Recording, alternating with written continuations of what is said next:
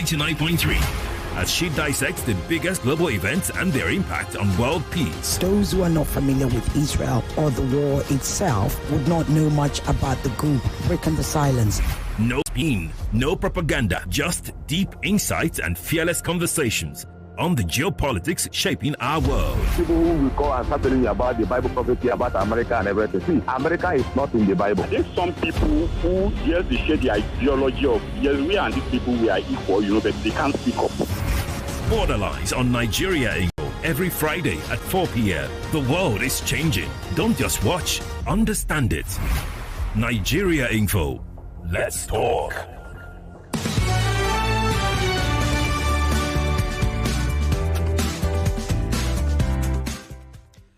And welcome to Borderlines, the only show that takes you beyond borders. My name is Ireti Bakare-Yusuf. I have with me today a most important guest. Again, like I said to you, we always bring the best guest, international voices. Voices that you've heard on other international shows, and we invite them to speak in international Nigeria. So let me give you her background. She's a lawyer, a former legal advisor to Palestine Liberation Organization, Chairman Mahmoud Abbas, and Palestinian negotiators. And she is a policy advisor. She was a policy advisor to Al-Shabaka, the Palestinian Policy Network. After earning a law degree from Queen's University in Canada and a Master's of Law from Stanford University in the United States, Diana Buttu moved to Palestine in 2000. Shortly after her arrival, the Second Intifada began, and she took a position with the negotiations to support unit of the PLO. Today, it is an absolute honor, a pleasure, and a critical importance to what we do here on Borderlines to have with me the one and only. I've had so many messages already saying, oh my God, you have Diana Buttu, you have Diana Buttu. Yes, the one and only Diana Buttu on Borderlines. Diana, welcome. Okay, we seem to be having technical issues again. I don't understand what's going on. I could see my guest a few minutes ago. Now I no longer see her. Okay. I no longer see my guest. What is going on? All right. So let's go to a quick break. We'll be back.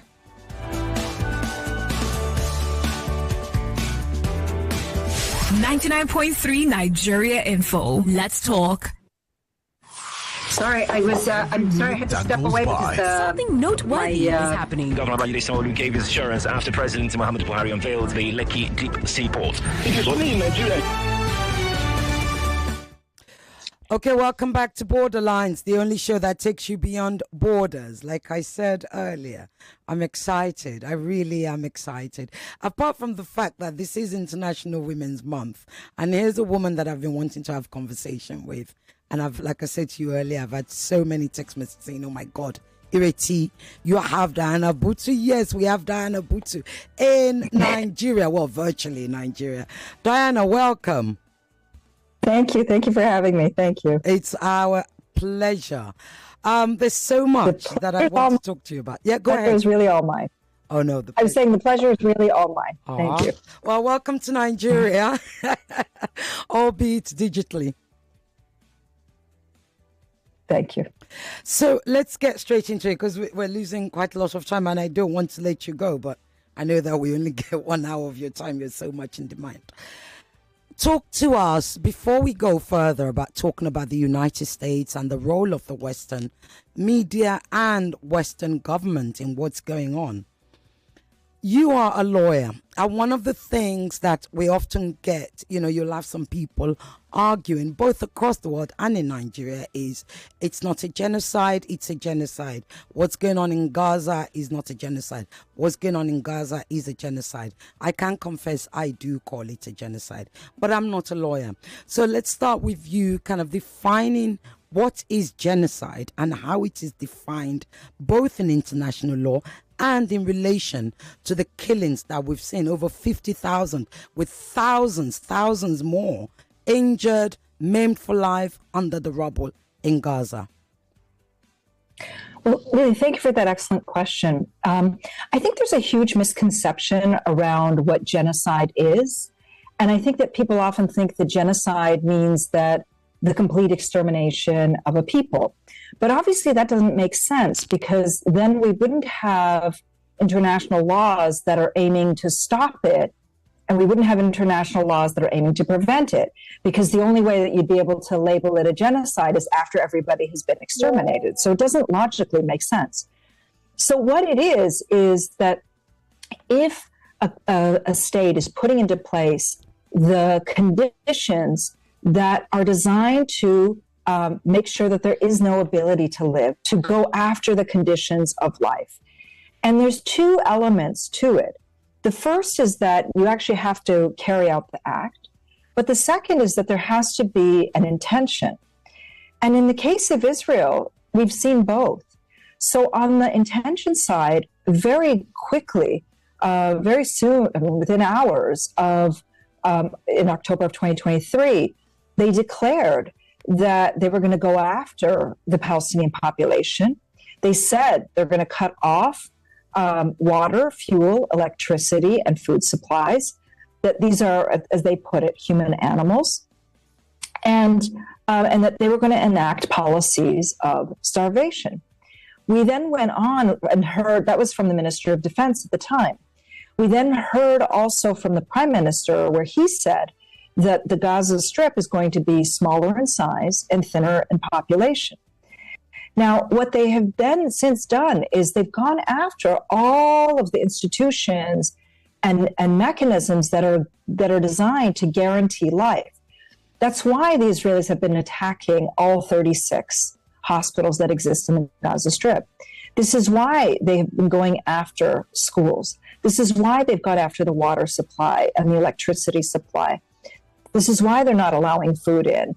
And of course, this is why they're using massive bombs and bombing the Gaza Strip into oblivion. It's apocalyptic now. So much so that practically 90% of all buildings don't exist any longer.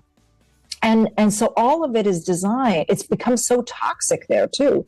So all of it is designed to make sure that there is no ability to be able to sustain, to live a normal life. And that exactly is what meets the definition of genocide. And this is why the International Court of Justice early on said, this is back, it was practically a year ago, that the court said that Israel has been enacting measures, that this is plausible genocide. And this is why they've been calling upon the world to stop Israel. So, people might not like the term, but Palestinians don't like having to live under it, and certainly don't like having to witness it either. And so in terms of what it is that should be done, is that this is where it becomes so important to stop Israel's actions. And it can be done easily by simply cutting off the funding supply and the diplomatic support that Israel's been getting. Thank you so much for that. So let's talk about where we are now. We had a ceasefire in January, albeit one that could have started since last year, but now we had it. It took that long to get it. We have a ceasefire in January. Israel agreed to the ceasefire deal. Then the ceasefire began. Israel didn't stop killing Palestinians. I'd leave you to talk about that. But then we get to a point where we're supposed to get to phase 2. We should have started 16 days after phase 1, the negotiations. Israel continued to push forward. And all of a sudden, there's an abrupt stop by Israel on the ceasefire, including the, withdrawal of humanitarian aid, shelter, food, medicine, everything. We've seen trucks and trucks and trucks lined against the border. Who do we hold responsible for this? For where we are today, especially as Israel's latest response, having cut off from the ceasefire, was what we can now call the Ramadan massacre. Who do we hold responsible for that? Obviously, we hold Israel responsible. And the reason I say that is because first there was an agreement, and Hamas had upheld its side of the bargain. It was releasing the Israelis, even though the Israeli government had very quickly on blocked the humanitarian aid from entering into the Gaza Strip. There was supposed to be a surge, and they didn't. But let's even step back from that. Why is it that Palestinians have to negotiate an end to genocide? Why is it that Palestinians have to negotiate an end to the bombing campaign? This is where we see international failure. And the fact that the world has allowed this to continue shows you just how much of a failed system we're living in. But going down the path of, yes, they agreed, even by any stretch of the imagination, even if you look at the Israeli accounts, they know that they violated the ceasefire. And they did it on purpose. They violated it in Lebanon because they continued to bomb Lebanon. They've bombed Lebanon every day since that ceasefire. Today, yes. Including today. They continue to bomb the West Bank, and they have ever since the ceasefire was enacted. And they were still killing people in the Gaza Strip as well. Moreover, they weren't allowing they weren't allowing many of the supplies in. For example, I'll give you an example. As I mentioned, Israel has destroyed 90% of the buildings that are in the Gaza Strip. People are living in tents. And one of the things that was supposed to be allowed in was caravans, so that people would be able to have some sort of shelter. But because Israel doesn't want people to live in the Gaza Strip any longer, and they made it clear they want to see people from Gaza flee, they wouldn't allow those caravans in. And so all we saw was day after day after day of Israel violating.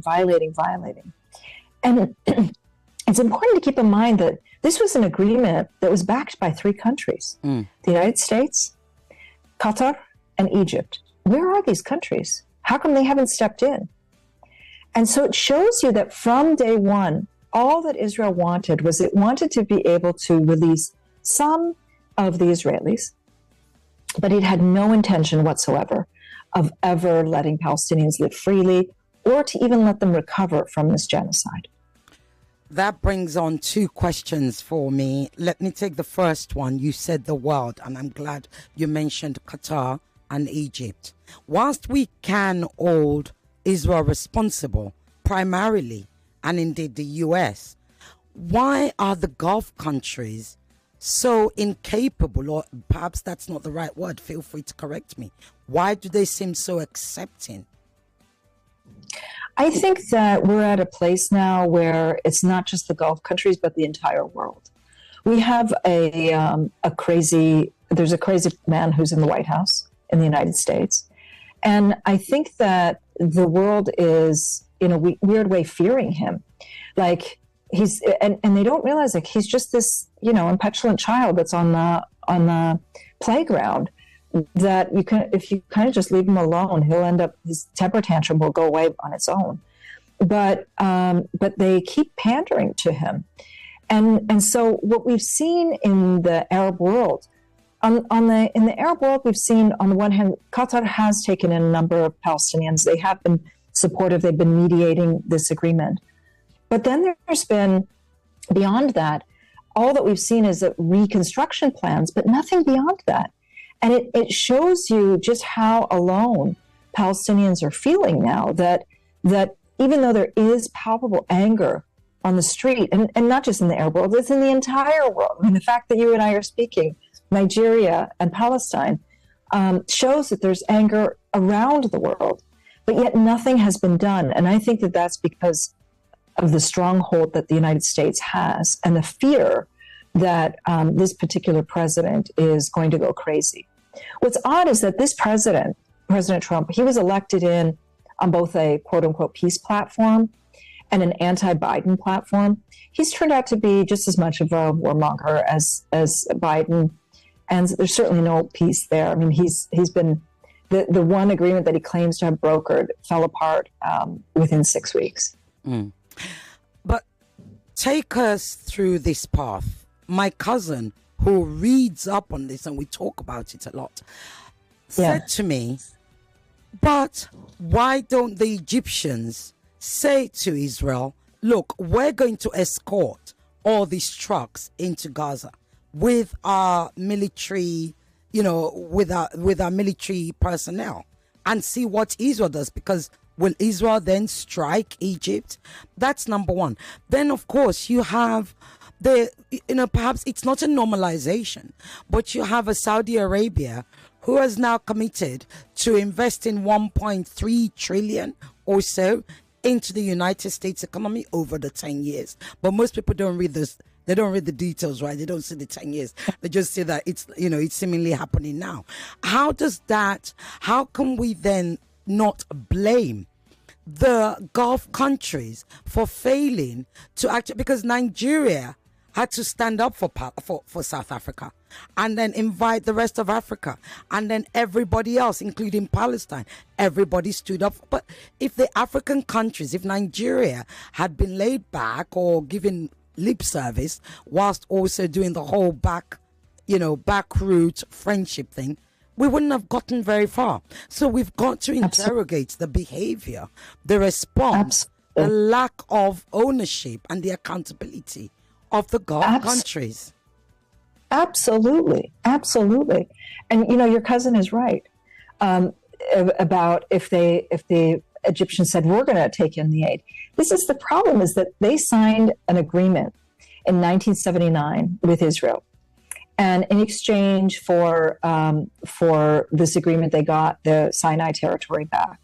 But they've been held captive ever since, in part because they get a lot of money from the United States. If you take out Egypt from the equation, Israel gets more money from the U.S. than the entire continent of Africa.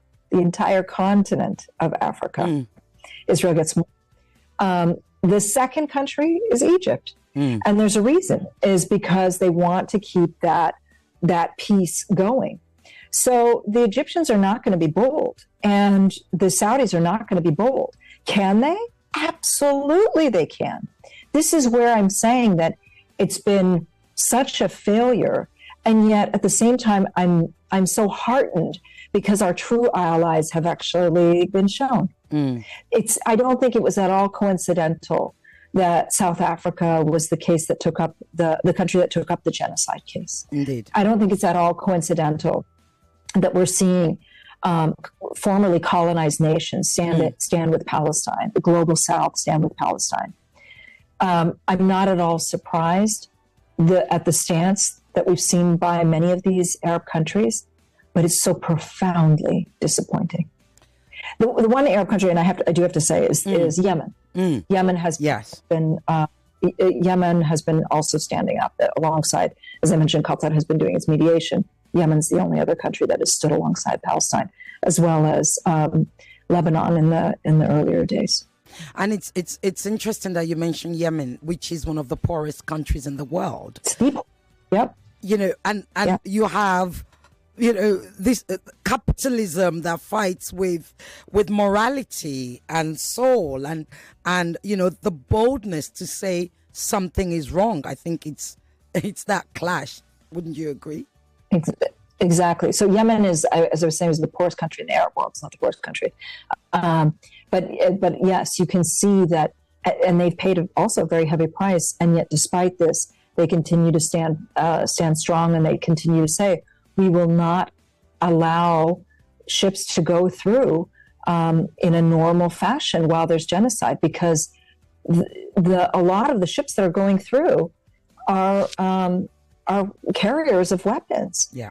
and mass weapons that are being used against the defenseless civilian population. Why is Israel afraid, or is Israel afraid of peace? Especially the freedom of Palestine. Why? Why are they? Well, for a few reasons. First is that, Israel was created on the lands of another people, including they took over my father's town. They took over my father's house. And they've never been forced to reconcile that the only way that they were able to establish a state was by ethnic cleansing and and through theft. So for them, they can't really reconcile with that. They have to get to a place where they always have to have this sense of war, so that they can constantly justify the fact that they killed people, the fact that they massacred people, the fact they ethnically cleansed Palestine, and the fact that they took over another people's land. It's the height of dehumanization, and the only way that they can handle that level of dehumanization is if they put blinders on and pretend that they can't see. That's one reason. The other reason that they so hate peace is that there are so many divisions within the country. And those divisions only come to the fore when you take Palestinians out of the equation. And so for them, they would much rather continue to be abusive, aggressive, repressive, than to have to confront their own history and who it is that they've turned into. Indeed. So, arguably, it'll appear that we've done 100%, 360 degrees turn back. Why do I say that? The history of Israel, or the creation of Israel, we know that part of the consideration was Uganda, and I think it was even Argentina, etc., where land was being looked for when, UK, the Europeans wanted to reward, the Zionists for being part of the war, etc. And now today, you talked about ethnic cleansing. Today, 21st century ethnic cleansing language is now being suggested Somalia, Somaliland, Sudan. So I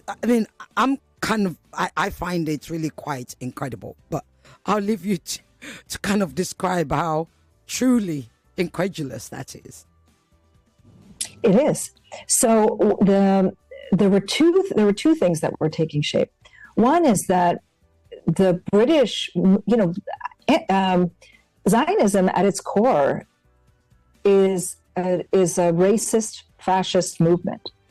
The idea behind it is that we can erase people and replace them with us. And, when the original ideas behind Uganda and Argentina, etc., in part, what the Europeans were trying to do was not just reward, but they were sort of thinking, well, how do we get rid of this quote unquote problem?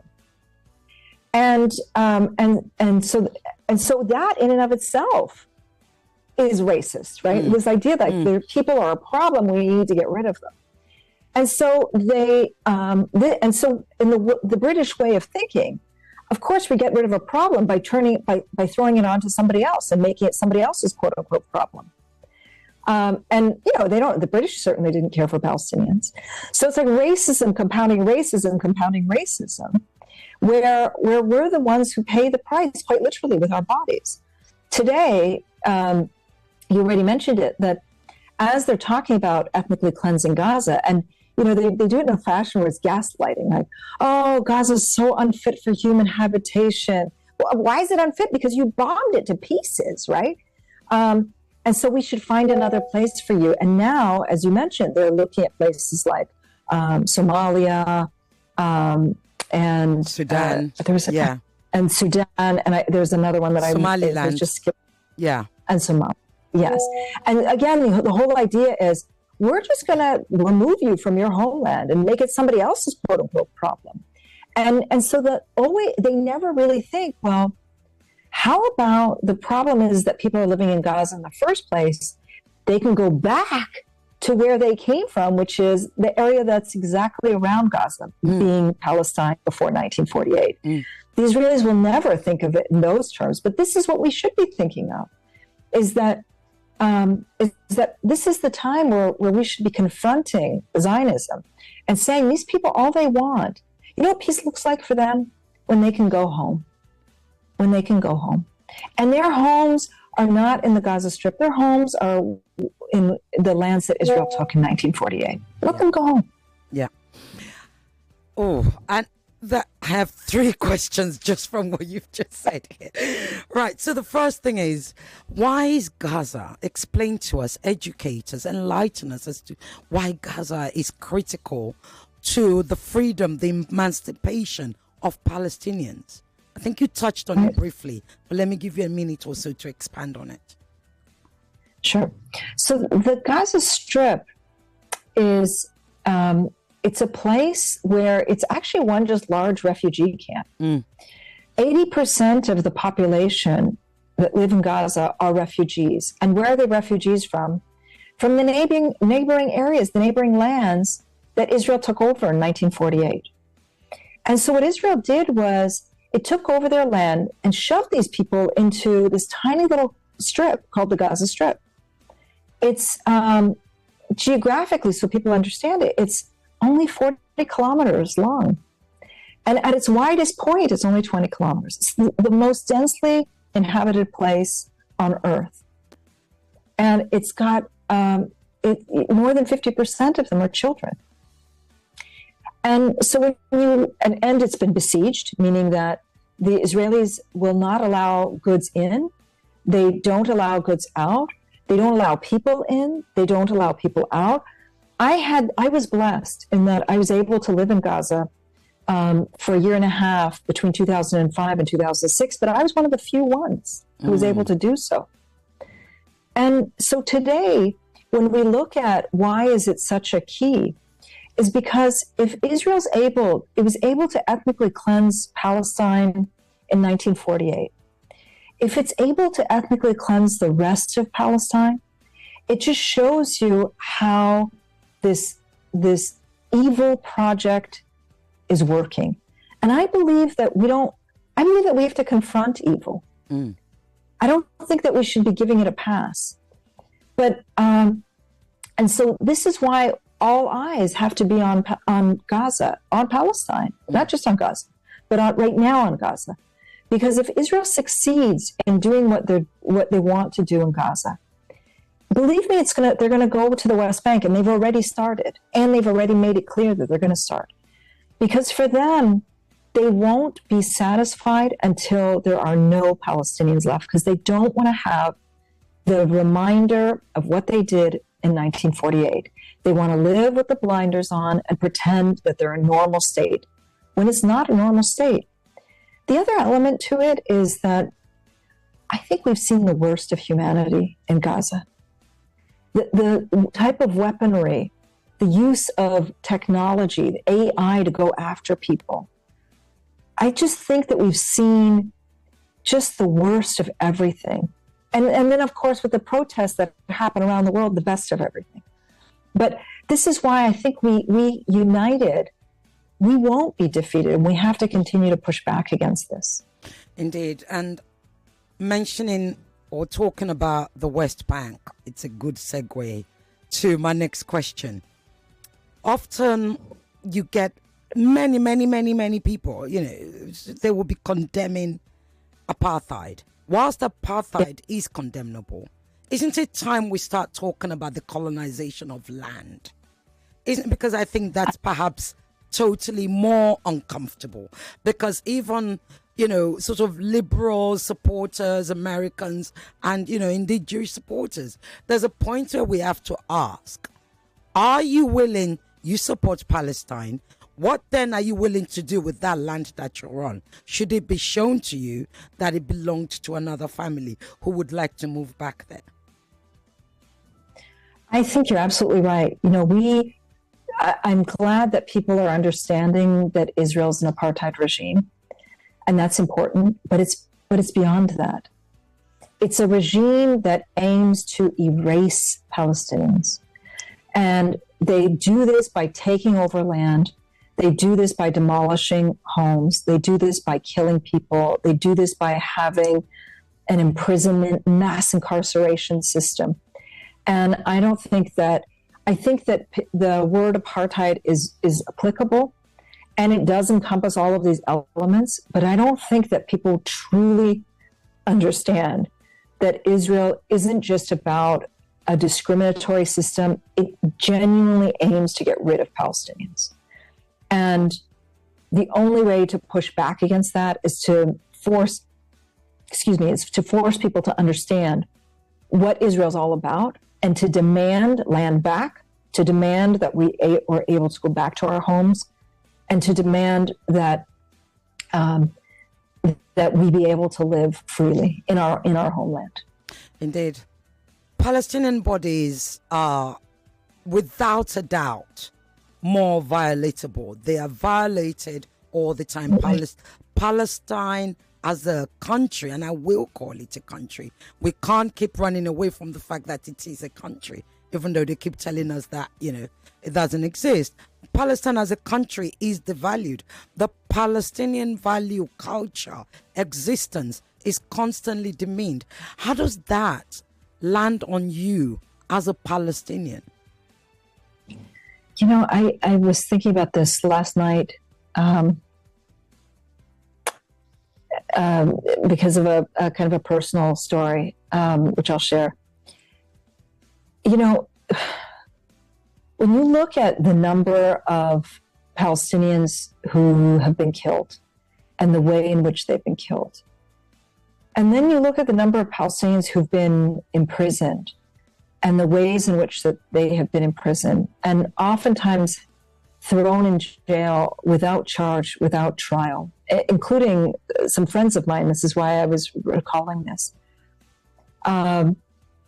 One friend spent 11 years in an Israeli jail, never being charged with a single crime. And that's just considered, that's okay.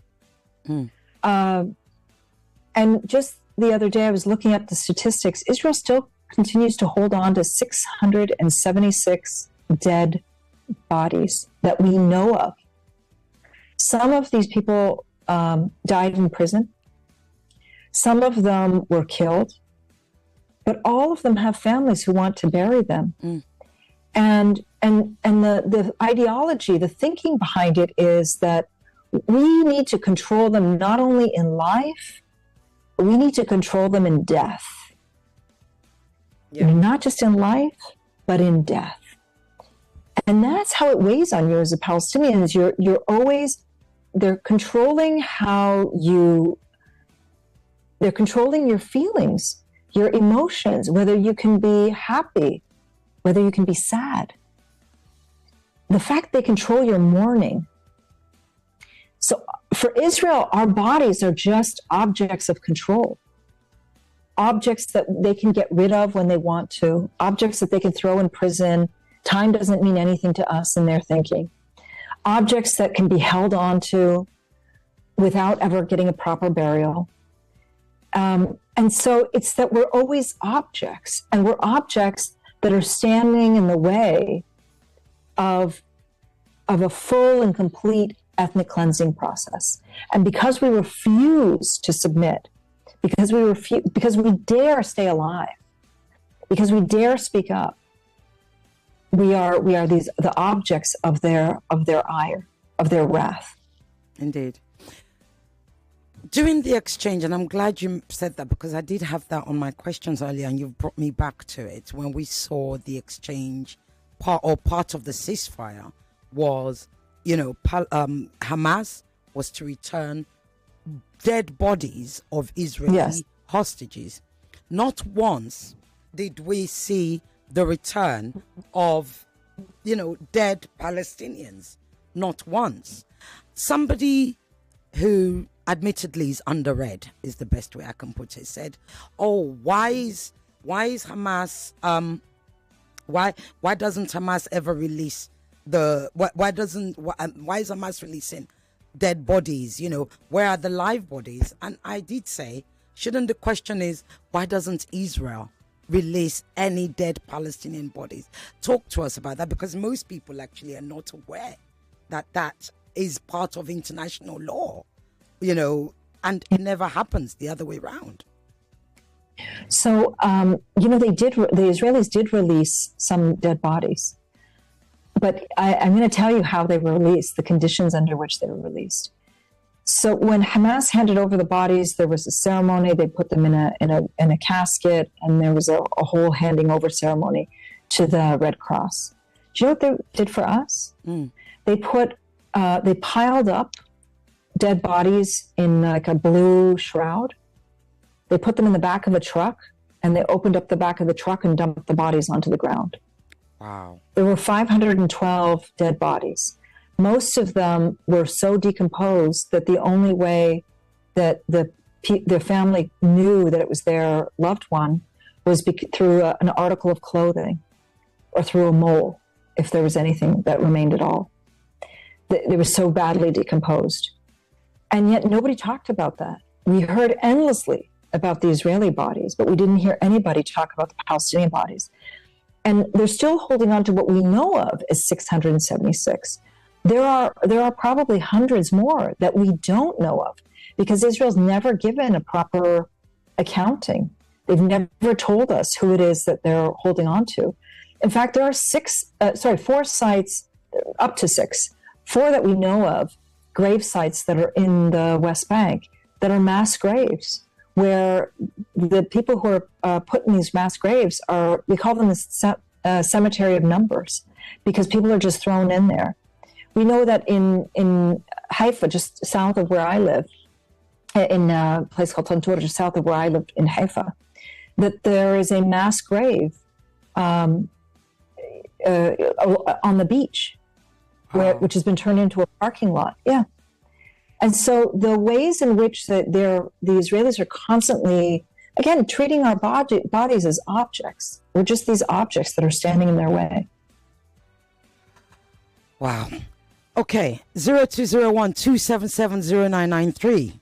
The female line is 0201-465-7190. I know a whole lot of you have been watching us on YouTube on Nigeria Info. You can also send your WhatsApp message, questions to my guest, Diana Buttu, on 0809-597-5805. I will be answering your calls now. The lines are open, because I still have a couple more questions for our guest. Right, so we need to talk about the way forward. Although I don't say that with, you know, how can I explain this? I don't say that with a lot of with disregard to what's going on now, to the reality we are today. But I have you here, and I can't not talk to you about the Palestinian diaspora. Number one, we've seen Donald Trump, as you rightly said, who has continued to weaponize, you know, state apparatus against pro-Palestinian students, not even necessarily Palestinians, but students who are fighting against genocide. What can you say about that? You know, there's a lady from Tufts University who was just abducted this week. We've seen that, and it's real. I called it an abduction because when I saw the video, I was petrified. Oh, she was totally abducted. I mean, that was terrifying. These men come up to her. They're not carrying any badges, not anything. They grab her, and they, you know, you can see her shaking. Of course, look, this is I'm not surprised. I'm really not surprised. I think that if anybody thinks that there's something called freedom of expression or freedom of speech in the United States, they haven't been reading, because we've seen this time and again where people pay a price for their political views, particularly if those political views are opposed to Zionism, opposed to war, opposed to fascism. And we've seen the Americans go after Palestinian activists in the past. This is not at all surprising. What's different this time is that in the past, they used to confine their ire to Palestinians and to Arabs. And now we're seeing that the message that they're sending is, even if you went to any demonstration, or even if we think you may go to a demonstration. For example, there was a doctor who was she's a kidney transplant doctor who was on her way back from Lebanon, and she was deported. Her visa was canceled because for the same reason. They think that she's a supporter of Palestinians. All of this is to say that now they've widened the circle. They're going after everybody because they want people to be terrified into submission. They want them terrified into submission. And there's a reason. If you look back and... May I interrupt you and answer this call? Yeah. Yeah. Yeah, of Hello. course. Good evening, Sister again. Good evening. Good evening to you as well. Yes, go ahead. I want to say I'm sorry for what, to your guest, sorry for what the Palestinians are facing currently in the hands of the Israelis. But I have a two-tier question, one for you and one for her quickly. Sister Oge, please, I just want to know, in the nearest future, will everyone who has facilitated or participated in this unwanted killings on the Palestinians, will they be finally tried for crimes against humanity? That's one. And to your guest, I sense the melancholy in her voice. And honestly, I commiserate with her and her people. But I can't but want to ask as well, if there's anything she would really wish for, what would that one wish be? Thank you very much, ma'am. Thank you. Really powerful questions. That's Mrs. Oboli. She calls all the time. She's asking first question, although she thinks it's to me. You're the lawyer, so I don't know why she's asking me. Will everybody who has been complicit in the genocide, would they eventually, face the law? And the second question is, she hears the melancholy in your voice, and she sends you, love and empathy, and she wants to know, what is it that you would want if you could pick one wish? Oh, I want to send her love and empathy back.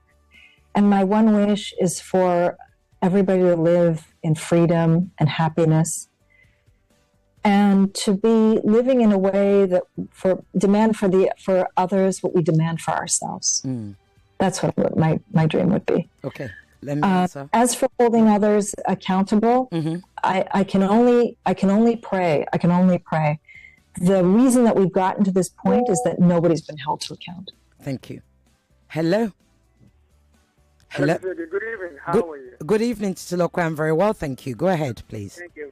Not long. 3 days ago, we saw young people in Gaza going on protest in different locations. Yes.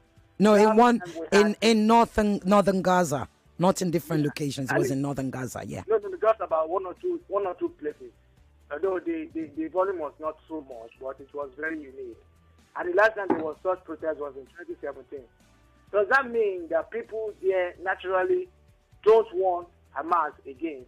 And if that is the case, does it mean that it's been necessarily influenced by maybe some Israeli forces? Okay. Or genuinely people just want to do away with Hamas? Thank you. Right, so I had that on my question, so I'm glad to look. But yeah, I should have warned you that our listeners are my co-hosts. As soon as I open up the lines, they take over. So that's a great show, then. It's an interesting question that Titilokwe asks, which is, we did see protests in northern Gaza. I believe it was just northern Gaza. It wasn't in different places. And part of the protest some of them were saying, end to Hamas, although I believe, it's my job to look into these things. It was a collective of different Palestinian, different groups or, resistance groups in Palestine, because people tend to only think it's Hamas that exists. They don't realize that there are several. So yes, Titilokwe would like you to answer. Do you think that's evidence of the people gradually turning their back on Hamas? Or would you say that's, Israel playing divide and conquer again? I've got calls coming in. I'm going to give you a minute to answer that. Israel's for sure playing the game of divide and conquer. Look, there are people who are upset, and we know that. And at the same time, nobody is saying that Palestinians don't have a right to resist. Nobody is saying that Israel has a right to carry out genocide. That's not what people are saying. But what Israel's doing is it tries to exploit any internal differences in order to create division. Today, just so that you know, the Israelis were calling people on their phones and saying, go out and protest against Hamas. And yet we're damned if we do, damned if we don't. If the Palestinians protest against Hamas, then Israel will say, see, we need to liberate Gazans from Hamas. And if they don't go out and protest, they'll say, see, everybody is Hamas. So we're in a catch-22 situation. The real issue is who's stopping Israel? And that's where our focus has to be. It has to be entirely on ending genocide. Thank you. You can call back now. Okay. Hello. We don't have much time. We have 4 minutes. Very quickly. Hello, good afternoon, Sisi. My name is Engineer Kunda from Ikorodu. Engineer, yeah, go ahead. My question to your guest, what is a personal view of the truce or the proposal for peace between the Israelis and the Palestinians in view of what has been happening in the last 1 month? Okay, thank you. Is that truce still going to sustain? Thank you very much. Thank you, Engineer. Right, I think you heard that. So, okay, that's one question. Let me answer another one because we don't have much time. Hello. Hello, very quickly, please. Hello. Hello. Hello. Yes, hurry up, please. Yeah, good afternoon. Good afternoon. Good afternoon. Yeah, so this is your guy and your guest. My name is Dave, calling from Alimoshu. Hello. I can hear you. You've got 30 seconds. Okay, I was talking. How do you, so someone like me that is kind of recently joining this show, when you now realize what you thought, read about slavery, you think they are done, and then you now realize that we are going through similar situations now. How do someone like me respond when I don't necessarily have any power base or something like that? How does somebody like you respond to what's going on in Palestine? Yeah. Okay. To realize Thank that, you. Things like slavery. Thank you. Yeah, I got it. I got it. Today. Thank you. Right, then I'm going to give you 1 minute. Literally, I'm being told that I need to get off. I'll answer it all. Yeah. Okay. I will answer it all. How is it that people can respond? One, we have to make sure that Israel is not treated as a normal country. And they are going to do their best, particularly now, to continue to be treated normally. That means things like Eurovision, like soccer, like all of the sporting events. We have to push back against Israel being treated normally. Number two, we have to make our voices heard in saying that we're not going to support Israel in any way, as well as those companies that are doing any business with Israel. The whole point is that we as a global community can and do have a say. On a higher level, the world stage has to hold Israel to account for this genocide. And I think that it is going to be possible. I think that I do believe that we are going to prevail because I think there's enough global outrage and we all know right from wrong, fact from fiction. And we know that blowing up kids is not a recipe for a future and for peace. And I thank everybody for their questions. They're amazing. You're great co-hosts. They are. I've got to, finally just ask you something. Palestine, the way forward, and if you like, Palestinian leadership. Where should we look to? I'm being given 1 extra minute. Yeah. Where should we look? Yes. We need to, as Palestinians, we need to have our leadership issues straightened out. But I can tell you that all of us are leaders. That's the amazing thing. There isn't a single person who says, yes, Israeli occupation is good, or imprisoning people is good, or genocide is good.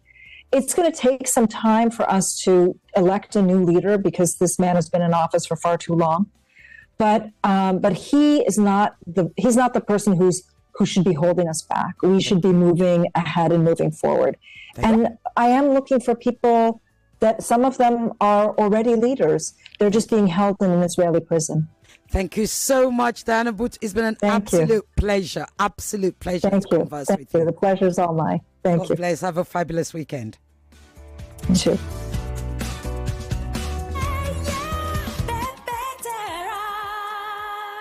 99.3 Nigeria Info. We are more than just radio.